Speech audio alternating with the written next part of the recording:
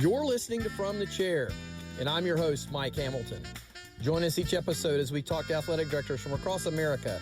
We're going to talk about topics like leadership, career development, issues of the day, and I can promise you we're going to have some fun along the way too. So sit back, listen in, and let's dive in. Let's go. All right, welcome into today's episode. Honored to have as guest today Janet Cohen, who is the Senior Administrator for University Enterprises and Director of Athletics at UNC-Asheville. Janet, thanks for joining.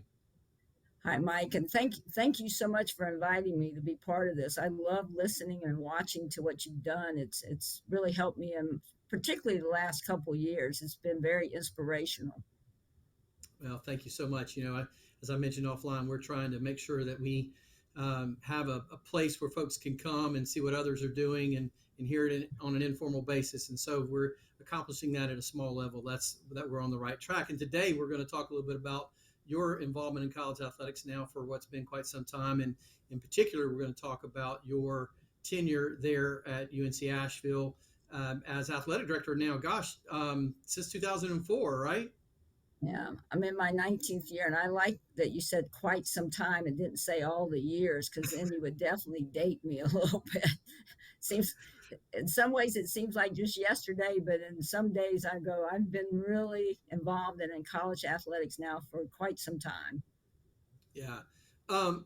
So having been an AD at one campus for 19 years, and I know you were at Samford at one time, and then you've coached basketball at 4 different institutions, and you and I have been around the block a little bit and seen a lot happen over these last 30 plus years. I'm interested when you're able to serve at an institution for 19 years. You and I both know that unfortunately that's kind of an outlier in today's world, right?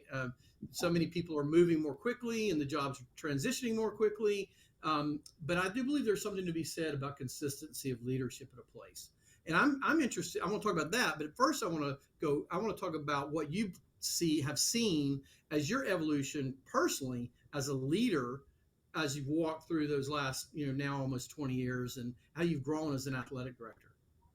Well, that's a great question, and you're right. It's unusual now that somebody's going to stay someplace for quite a long time, and I think as we move forward in this industry, we'll see that movement continue. But for me, I had this opportunity to come to UNC-Asheville, and like probably many administrators, I thought, well, I'll go there 2 or 3 years, try to do something to help them, serve them, make them better, and then probably move on. What I didn't realize at the time, the thing that drives me and the passion is, and maybe this is from being a former coach, as I was putting together the game plan or the strategic plan, I really sort of got hooked on UNC-Asheville and what this university had to offer, not only to our student athletes academically, but the athletic part of this that, really could make a difference here, could make a mark. And what, started as, well, I'll be there 3 years, turned into 5 years to 10 years, and now 19 years. And certainly I've seen a lot of changes here on our campus. I think I'm actually getting ready to go on my 5th chancellor. And college athletics has changed, but what hasn't changed for us here as a university and in our athletic department, we have our core values and what we think is a very distinctive culture within our athletic department, and it takes years to build that. And so I feel really blessed that we're at that point where, we got a great young coaching staff and some great young administrators, and now I get to mentor really the next generation of leaders in college athletics. What kind of having been a coach, and you just referencing your young coaching staff and the ability to mentor, what are you looking for when you're looking for coaches that you believe can come and be successful there at Asheville? Well, that's a great question, because I had Coach Mike Morrell was in my office yesterday, and I was reflecting as he was leaving, because he's been here now with me for 5 years. What did I see when really we took a chance and hired a young coach, that had been on Shaka Smart's staff. And what I saw in him 5 years ago when I was interviewing him in Texas was he really leaned into what we were doing here, and he came across with, I don't know everything. I'm going to need a learning curve, but I'm a coachable coach. And I really find value in helping student athletes. And yesterday, as he was walking out of my office, I really was reflecting on, and we're thankful he wants to stay here, even longer. He was actually what we wanted, somebody that embraced our values, that understood that working at a university like UNC-Asheville, it's never going to be easy. But boy, do you make a difference every day in the life of a student athlete, or even in the life of your colleagues or your community. And so, we're looking for those kind of qualities in our coaches, that they really understand that they can do Division 1 here, do it in a unique way, and they can win and they can change lives. Yeah, for those that don't know, I'm from very near your campus, within 30 miles or so, and to see the program over the years, a good, really good academic institution, and for many ways it's been regional historically back in the day. My bet is that probably your recruiting platform and recruiting base has expanded as Asheville has become a prominent place for folks to move to, and that city has grown, and certainly with the transfer portal and all those kinds of things. What's your recruiting distinctive right now, do you think? Well, you mentioned one of them. Asheville is, the city itself and the community is a big attraction. And wherever we go, wherever I travel in my career, people always say, oh, you're from Asheville. I went there. I went to camp near Asheville, or my parents retired in Asheville, or we've come there for music, or we've come there for some other kind of event, and they keep coming back. And what, people, so having Asheville in our name, the University of North Carolina Asheville, certainly helps us. And it's a great outdoor town. It's a great college city that really embraces college sports, and we're the only literally game in town. We're not competing with professional sports, and so you can get the feel of a big time college experience, but in a smaller kind of environment where people know your name. I hate to throw that out, that's a cliche, but we know our student athletes, we know our faculty and our staff, and we know many community members. So that is a great recruiting tool for us. And I think one other thing, and Mike, I think you're aware of this, we have a program called Leaders for Leaders. And Yes. what we looked at, we have all these wonderful CEOs, college presidents retire here, marketing folks retire here. We developed a program that we think really helps us with our recruiting called Leaders for Leaders. We have adult mentors for our student athletes. And right now, we have well over 70 adults who I say, been there, done that, and they want to give back. And, for our student athletes, it's a great opportunity to help them go from what I call backpacks to briefcases. And so we're also taking advantage of who's in our community. And when we're meeting with recruits, there's the student athletes and their parents really love this program, because we're providing another person that wraps their arms around their student athlete and helps them find their way through college and get out and have a successful career. So I want to unpack that a little bit more, because it is on my list to talk to you about the Leader to Leader mentorship program. And you said you've got 70 involved right now. So assuming that's a 1-for-1 matchup, how many what's the percentage of your student athletes that actually are engaged in the Well, program? we're about 250 student athletes, 16 sports. So you got 70 plus student athletes who have an adult mentor. And it's Mm. Rebecca now is my assistant AD for student athlete success. It's one of her, she calls it Be a Top Dog program, because it really is many of the things that we're all doing in college right now for all students is what I call the wraparound. You know, they're going to obviously have a great academic experience. They've got their athletics, but what are those things around a student athlete for career preparation that can help them? And you and I, you know this from your career. I can't tell you the number of mentors who helped me in my career. So we're giving a student athlete a mentor, a mentor while they're still in college. And this program's been going on now for 6 or 7 years. And some of our mentors are tracking their student athletes. They've gone to their weddings. They've been there to celebrate the birth of their first child or help them connect with their first job opportunity. So we're actually tracking the success of this program.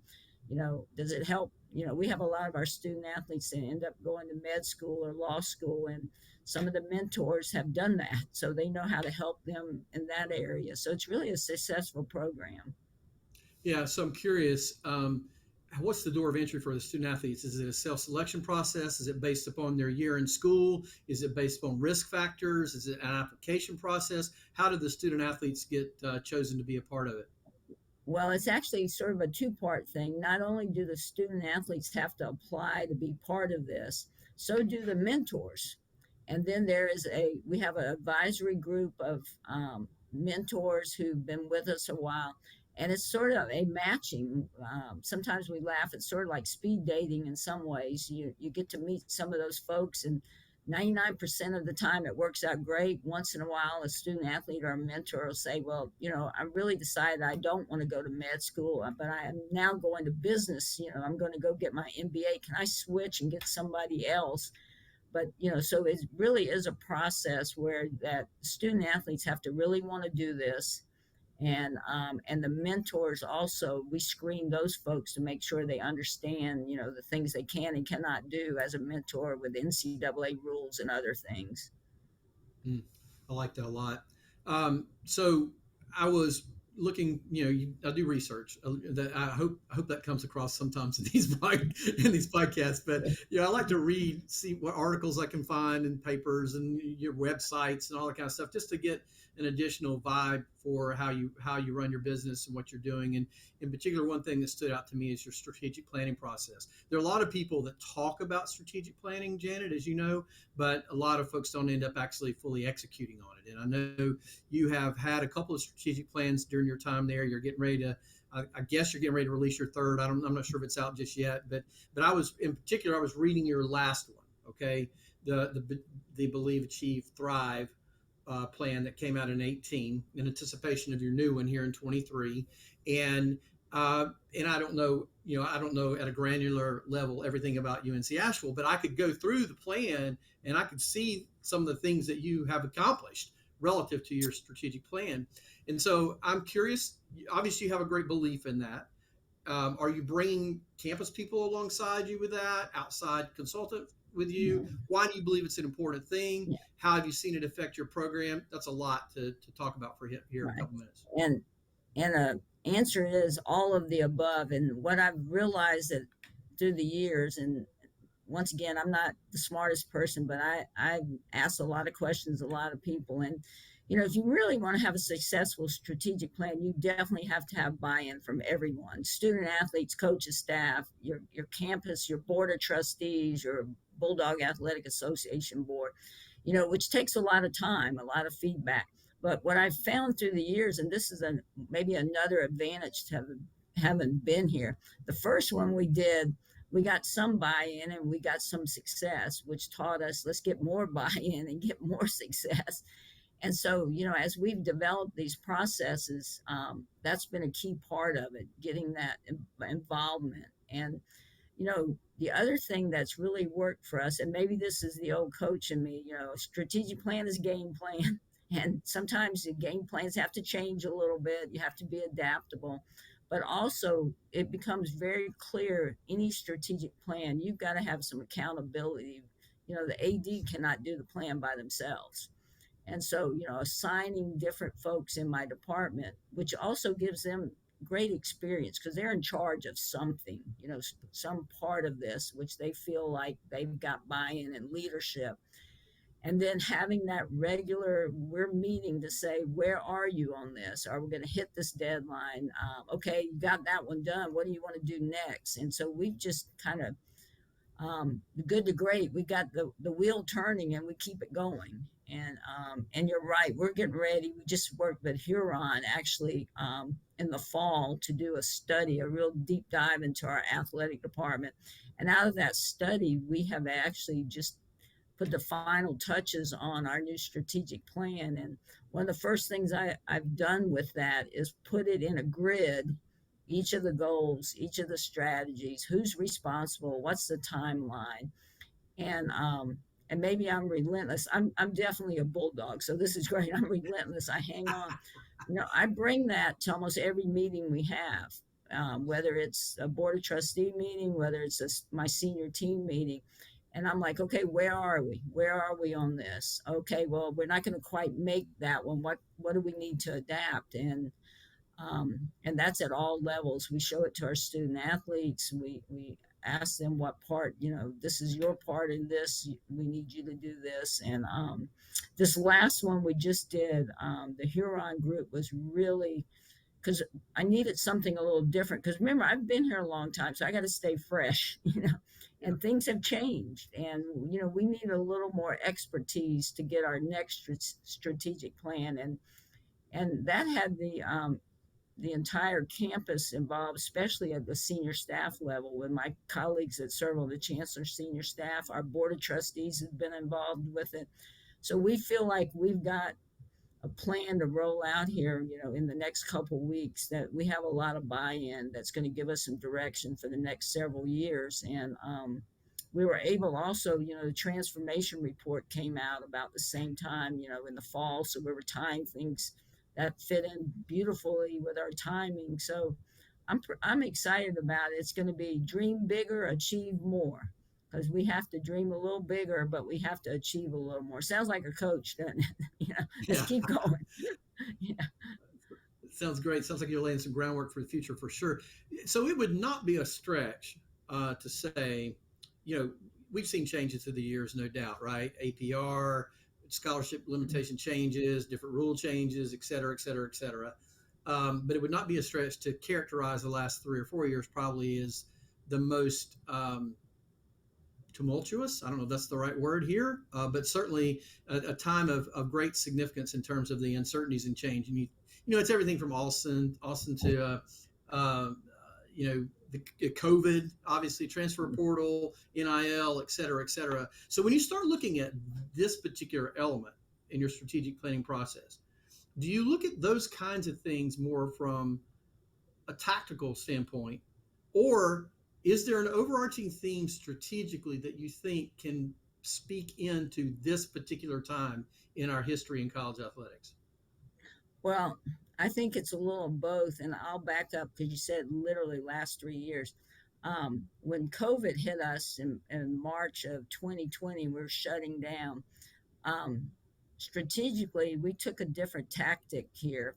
I brought my whole group together and I said, there's three things we're going to do, you know, why this is going on. You might not believe this, but I'm going to tell you what they are, and then you're going to see it through our actions. And one, we were going to keep our entire athletic department working. We were not going to furlough. We were going to find a way to get our student athletes back on campus, back in practice, back in competition. We were also going to come out of COVID in better shape than when we went into it, that we weren't just going to ride this out. We were going to be behind the scenes working. How can we become a better athletic department? So I think what I'm my theme through this is change can, you can either get frozen by change and go, I don't know what to do, or you can use change, whether it's the transfer portal or whether it's recommendations from the transformation group.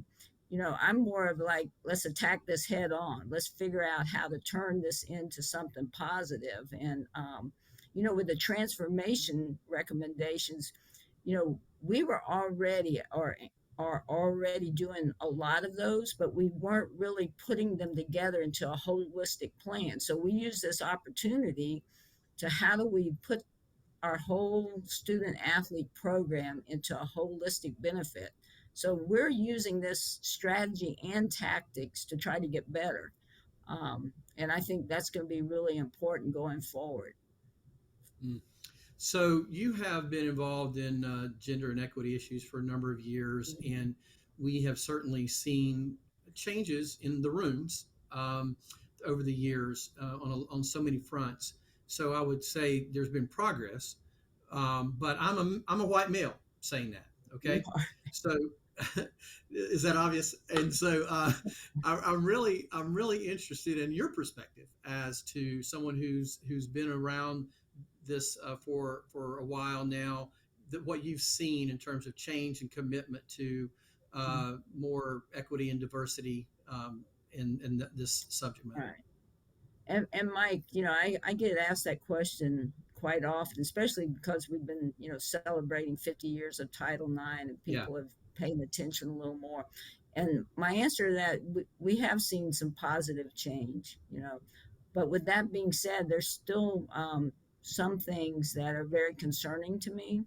Like I've seen, positive change. There's certainly more participation opportunities, and you probably, since you did your homework, we added two women's sports to UNC-Asheville. We had 14. Our two sports we added were women's swimming, who just a phenomenal program. I mean, it's almost like they made me look like a genius because I added women's swimming because they're so successful. They're great students. They're a great fit for our. Then we added women's golf, same thing. A lot of community support for that program. They're making great progress, great students. So those opportunities are coming.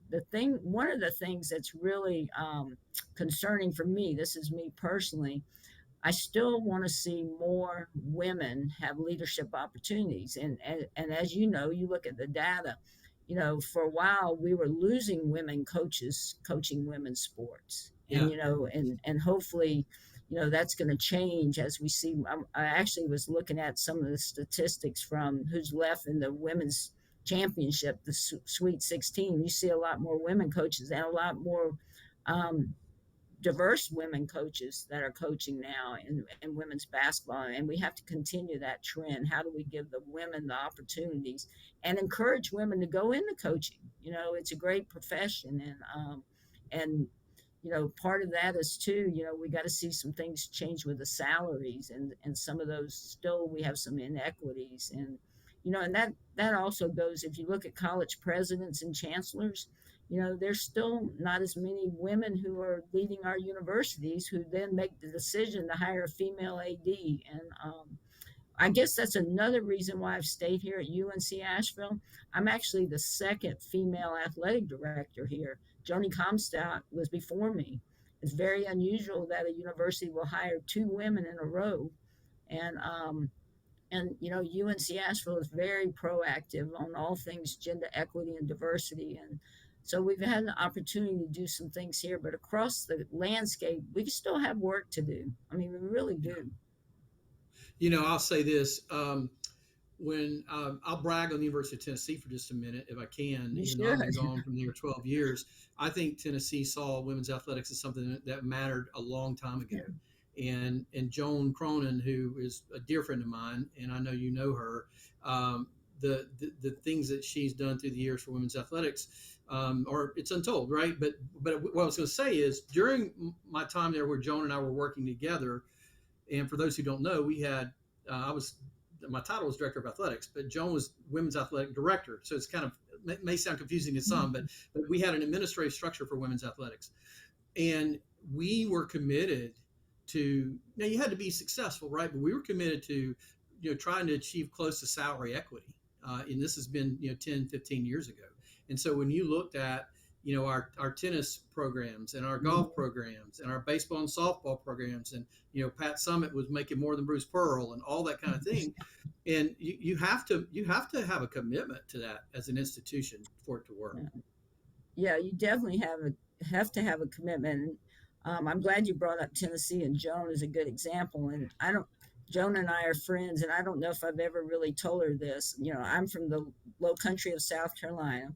Joan was at College of Charleston, and as a high school kid, thinking about looking at role models, I knew Joan was there. And then she goes to Tennessee, and of course, I started a career in athletics and coaching, and Joan has always been a role model for me of somebody that always does everything the right way, but very adamant about helping women, an advocate for women, giving them opportunities. And Tennessee was, one of those schools, and we're seeing a few more of them now in the Final Four. I actually saw that the number of schools that have both their men and women and what their salaries are, what their budgets are.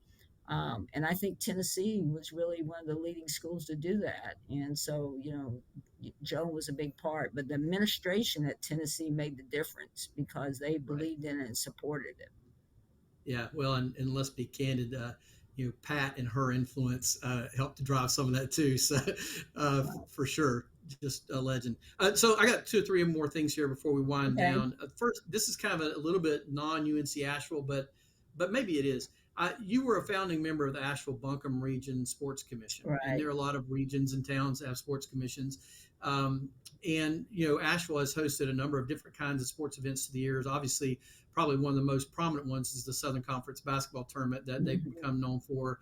Tell me a little bit about why you decided to be a part of the founding structure of this and why it's important for you in your role as director of athletics at UNC Asheville to be involved in this. Oh, that's a great question. And we have to go all the way back because I am a product of the Southern Conference. I'm a Furman graduate, coached at Western Carolina, at Samford University. And when I came back to Asheville, people kind of remembered of the day of the Marshall and the SoCon Southern Conference tournament here in Asheville, but it left. And so one of the things that I really believe in is I think a city like Asheville needs to have a thriving sports commission for not only the kind of events that we can bring to Asheville, but also for our own youth, because we know that sports can do a lot for underserved youth, open opportunities, and we had that kind of growing community. So a group of us got together and said, why can't we create a sports commission and let's bring some keynote events back, whether it's the SoCon or, man, we've done some unbelievable tennis events here. And kudos to right now, Chris Smith is our director of our sports commission, is doing a great job. And we are also a community that thrives on tourism visitors, and so it all this fit together, and I really felt like the university needed to be a part of that, whether it's letting SoCon teams use our facilities to practice when they're here for the SoCon tournament. We all work together, whether it's on tennis, soccer.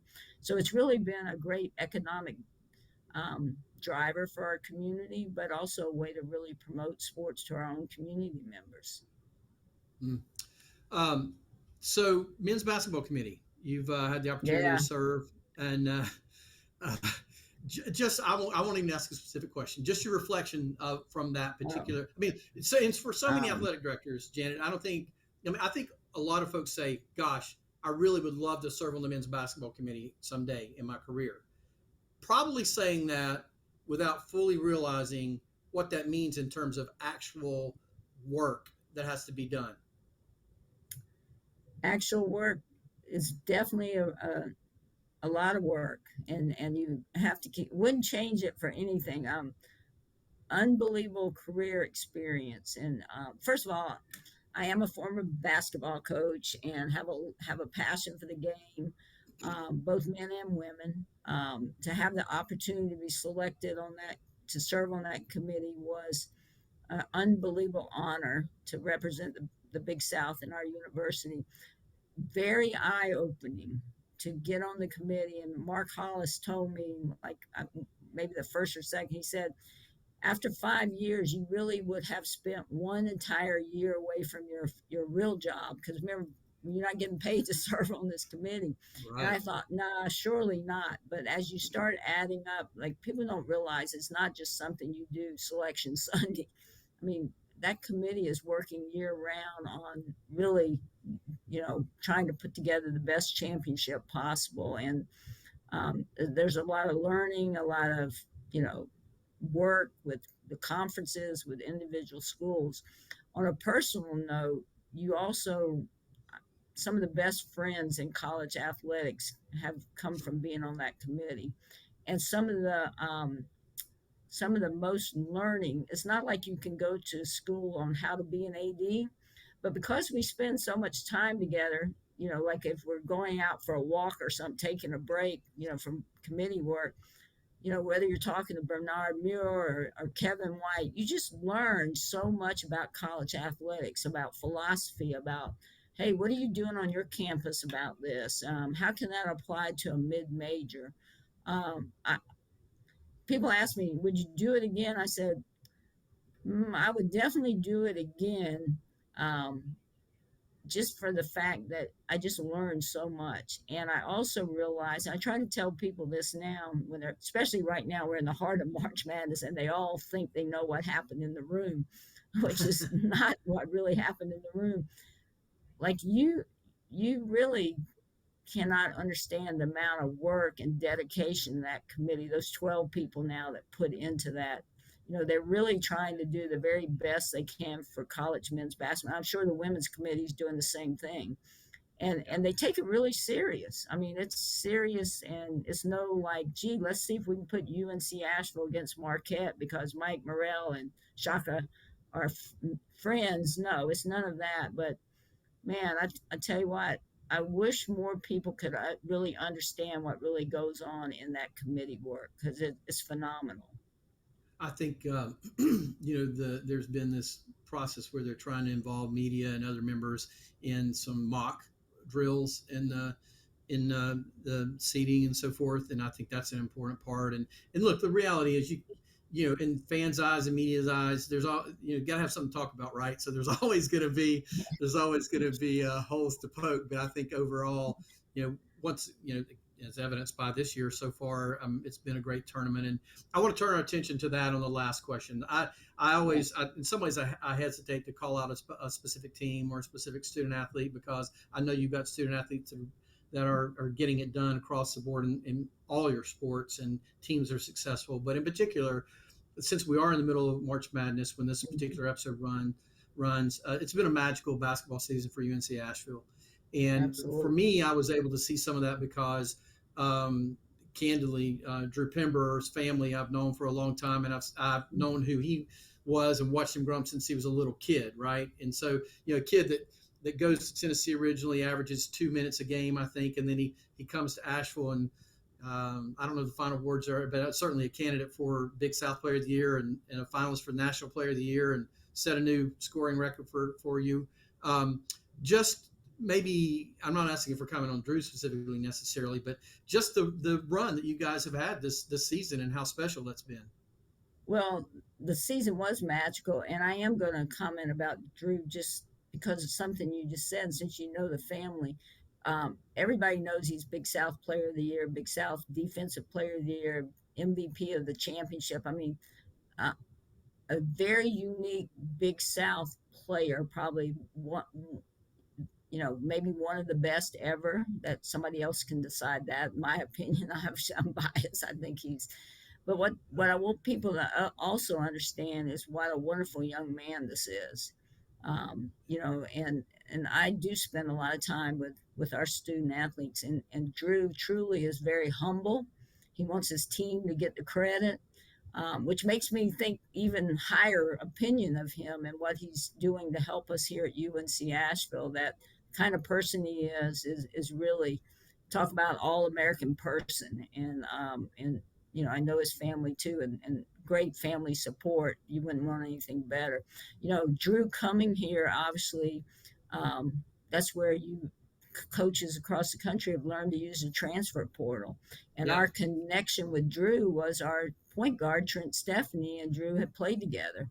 And so that was another little connection. And Trent said some really nice things about our coaching staff, our university. And Drew says, let me check it out. And we end up getting Drew and go on an unbelievable, the best season we've ever had here at UNC Asheville, 27 wins and a chance to go to the NCAAs. And that means a lot for a university like UNC Asheville and this community. The community is so excited. And so, that's one more time, like, you don't have to be at Tennessee to be known. And, and basketball is basketball at some level, that you can achieve your goals if you find the right place and surround yourself with all the right people. And once again, Tennessee's having a great year, and UNC Asheville got to have a great year, and part of that was Drew Pember and Tajon Jones and the whole team, Doc Battle, and our coaching staff, and really it takes a lot, as you know, to have a season like that. A lot of things have to go right, and we're just really proud of everybody involved in it. Yeah. Well, congratulations on a great year. Hey, this has been a great conversation, as I knew it would be. And I know you've got a million things going on. So I'm honored that you would take the time out and jump on here today. And I appreciate your time, Janet. Well, thank you so much. I want to come back on and I want to interview you so I can find out everything you've learned from all of these interviews. How's that? Hey, you know what? There's a lot. I think you're probably somewhere in the 70 to 75 I've done now, and as you would imagine, there's some similar things along the way. But there are also what it proves is there's a lot of different ways to do this work, and that all the different places are unique, and personalities and styles are unique, and it really has been a learning experience. Somebody said I should like do a 100 things we've learned from this or whatever, and document that because it's been pretty special. And so it's really been fun for me to do, and it's meaningful that you would come and join me. So again, thank you very much. No, well, thank you too. Really appreciate it. All right, folks, this has been From the Chair. We're here every week on YouTube in the video format and across all your audio podcast platforms. We hope you'll join us. Give us your feedback. Maybe give us a 5-star rating along the way on this podcast. And we'll see you next time.